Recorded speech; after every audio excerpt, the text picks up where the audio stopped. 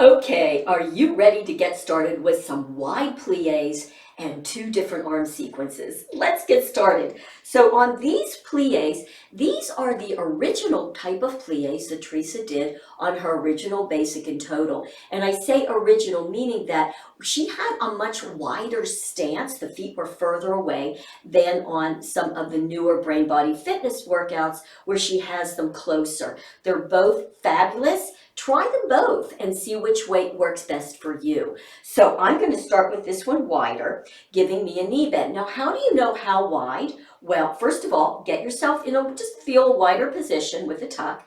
And when you look down with the knee bend and you pull it out, you want that knee to be right about the second, maybe third toe, so that when you're in this position with your tailbone dropped, thigh bones pressing back, you should not feel any pressure at all on those knees. Like I feel nothing on the knees. And I could actually stay here a little while. Yeah, I mean, you're working those quads, but you don't really feel a lot of pressure. So that's how you know you're going to be in a good place with your plie stance.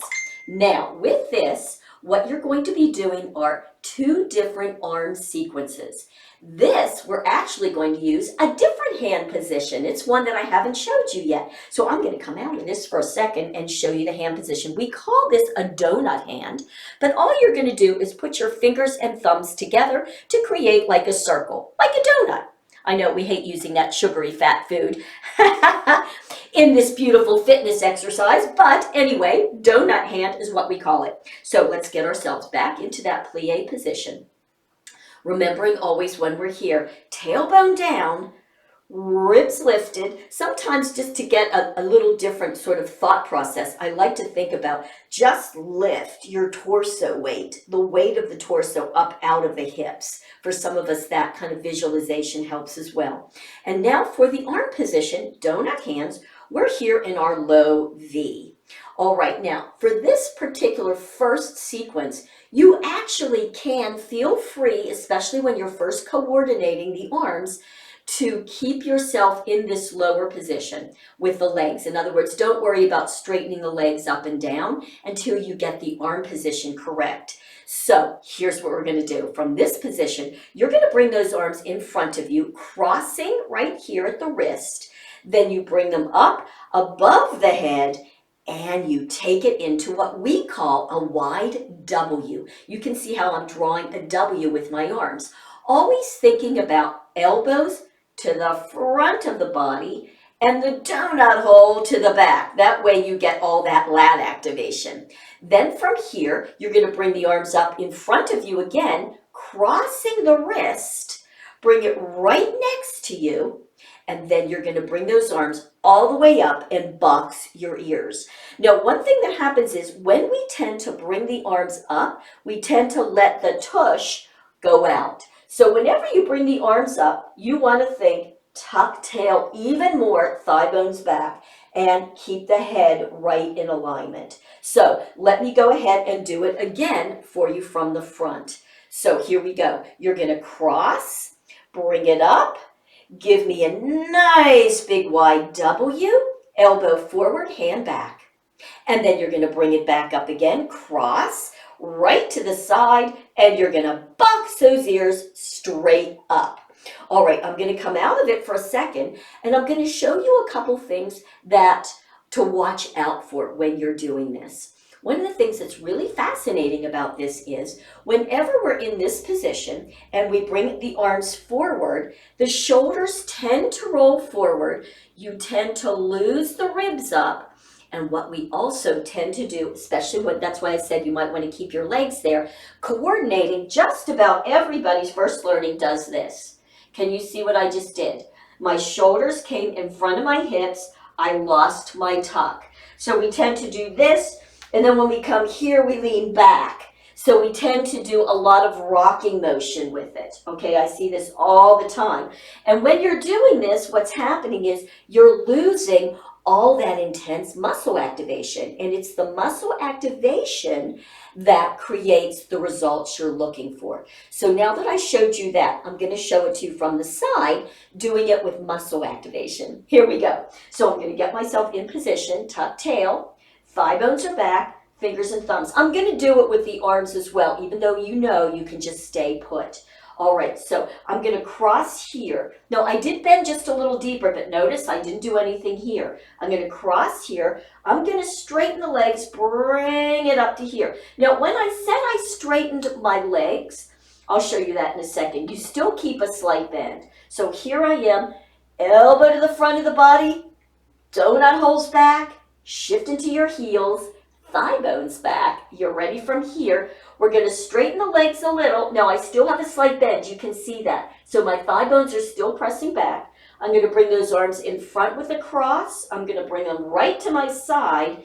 And then as I straighten the legs, I'm pressing the thighs back. The arms go straight up. And I still have a slight bend there. And notice how vertically aligned I am. My arms are in front of my ears. My shoulder in front of the hip, so I'm in a nice linear alignment. Here's what we tend to do. You may not have enough flexibility up in your shoulders to get those arms up where they are. So what people will tend to do is this, so you'll round the back a little bit. Even if you can't get the arms all the way up, do the best you can.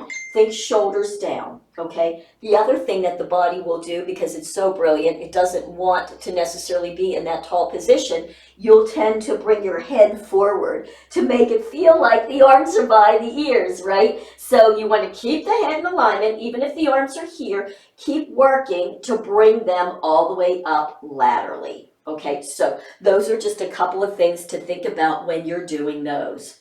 Very nice. All right, so now here we are again. We're bent, we're tucked, our arms are out, we're back up to this position. So here we go with the second arm position. We call these jumping jacks. You'll see why in a second. So we go right from the end of the first one here into a W. Good work. So we're in that wide W, shifting back, thigh bones are out. Then we're going to bring the arms straight up by those ears again. Now, I straightened my legs a bit, but what you can't see is that I still have a slight bend in my knee and I'm pressing the thighs out. Here's what I mean by that. If I didn't have a slight bend in my knee, here's my knee straightened all the way. Do you see what just happened? My knees rolled in. I just lost all this activation. So keep a slight bend in them, keep pressing them back. All right, here's the next part. I'm going to open my palms to the outside with my straight arms. You can't see them, so I thought I'd show you. And I'm going to straighten my arms straight down. This is the way we say it looks like a jumping jack. And then I'm going to flip so my palms are faced outside. That's how I'm going to work. So when you're bringing the arms down, palms are down. When you're bringing the arms up, palms are up. Pretty easy to remember that way. So now bring them straight up. Now I'm straightening the legs, as you can see. Again, I still have a slight bend. I'm going to put my hands in a donut hole. We're going to do it again with a W. So we're going to go W. We're going to straighten, keep a slight bend. I'm going to straighten my arms, pull the palms to the outside. There we go. And I'm going to flip them and bring them up. Woo! Let's just go one more time. Give me a nice W. Come straight up. Flip those palms, straight arm down. A lot of times I see people not doing a lot of activation in the arms. If you want those arms to get tight and toned, you got to really work them. Flip, because we're not using weights, we're using muscle activation. That requires some effort. You have to really think about stretching those arms, stretch them down, taking your thumbs, roll them back, and that will get you really good arm movements as you come straight back up. And I'm going to straighten those legs now, squeezing my glutes, and I'm going to come out of that. And now you have done both the first two arm movements with the wide plies. I hope you enjoyed that and really feel it, right? And I'll see you in the next video.